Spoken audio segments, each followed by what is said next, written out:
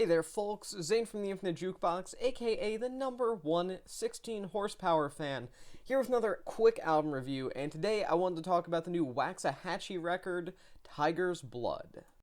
Katie Crutchfield's career as having one of the oddest names in indie singer-songwriter music via the name Waxahatchee has been nearly as interesting as her time spent being a fairly big name within the realm of singer-songwriter types. Her eventual transition from a more traditional lo-fi indie rocker to an artist who's maybe a bit more willing to adapt to country influences than the average indie singer-songwriter type has made her someone worth following, even when the results of those experiments and flirtations with country haven't always resulted in the best or most interesting material. And her first studio album since 2020's St. Cloud, Tiger's Blood, is an example of the results of those experimentations not being the best, as it leaves a lot to be desired. Tiger's Blood is perhaps the most country-influenced project that we've gotten from Waxahatchee / Crutchfield up to this point, and I would say that in theory, in concept, that should be something perfect. I feel like her best moments are when she leans more into country kind of influences. In fact, one of my own and many people's biggest gripes with St. Cloud is that it felt a bit too neutral. It felt a bit too bland because it wasn't really leaning into its own influences enough to define a personality that felt like a unique blend of modern indie singer-songwriters and country music. And this record, because it's leaning more into that, it should be a home run, but it's not. It's just not at all. The issue isn't that this record doesn't lean into its country influences enough. I would actually say it leans into country music as a whole a perfect amount. It isn't some sort of neo-traditionalist throwback slog, but at the same time, it doesn't feel like it's a total lack of country going on here. It feels like a pretty solid balance between the two kind of eras, the two kind of movements that Waxahatchee as a project is often associated with. And I don't think there's anything wrong with the method in which it's executed. Rather, it's the method in which it's presented, as it kind of feels completely uninspired and lacking in originality.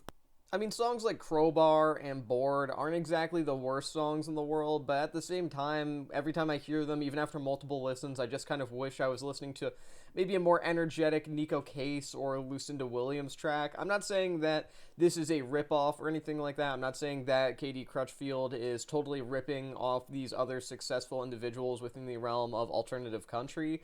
I just mean to say that this album doesn't do anything to make itself stand out from various other records that have managed to pull off these sounds in a significantly more interesting and personality-defined manner. The songwriting throughout the record is pretty strong overall, even if that's something kind of predictable since Waxahatchee as a project has always been pretty reliable for decent songwriting over time, with some tracks like Lone Star Lake actually being some of the better penned songs that we've gotten from Katie Crutchfield over time. But some of the mixing and production choices here are, I'll say, questionable. During some of the more lush passages throughout this record, it kind of feels like the mix here is unnecessarily muddy, and whether that was intentional or not, I cannot say, but either which way, I'm not a fan of how it sounds.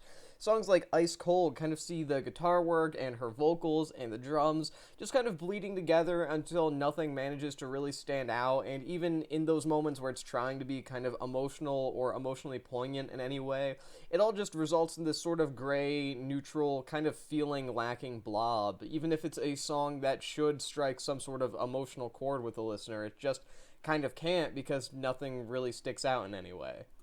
Look, some strong lyrical work from Katie Crutchfield does allow this record to be somewhat engaging on some of its better tracks, and I'll admit I do enjoy a couple songs from here. In fact, the aforementioned Lone Star Lake, I actually really like that song a lot. If this whole album was filled with nothing but that song repeated, I mean, I'd probably get tired of it pretty soon, but I'd probably give it at least like a 3 out of 5.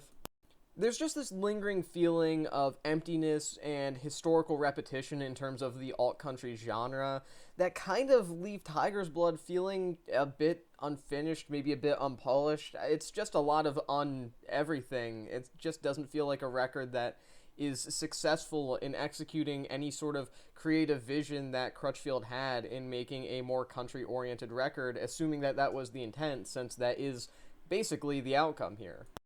Even if some of her previous records are kind of hit or miss overall, I still think that this one's maybe just a bit harder to enjoy than some of her past works, because at least those albums had some standout highlights, whereas the majority of this record, outside of a song or two, just feels like a lot of nothing, mostly unmemorable songs with no real distinct melodies, choruses, lyrics, anything, albeit well-penned storytelling.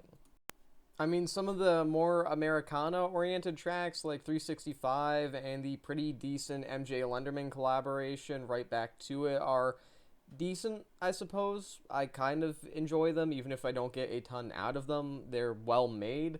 But as a whole, I just don't really have a ton of reason to go back to this when at least some of her past records, like the previously mentioned St. Cloud, had a couple of highlights that made me want to go back now and again.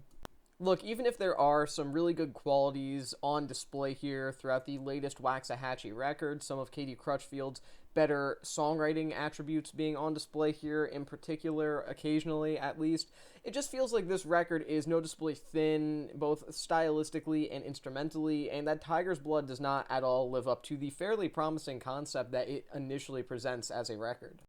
I'm going to give this album 2.5 stars out of 5. With that being said, that is the end of this quick album review. I've been Zane from the Infinite Jukebox. Thank you for watching, and I'll see you in the next one.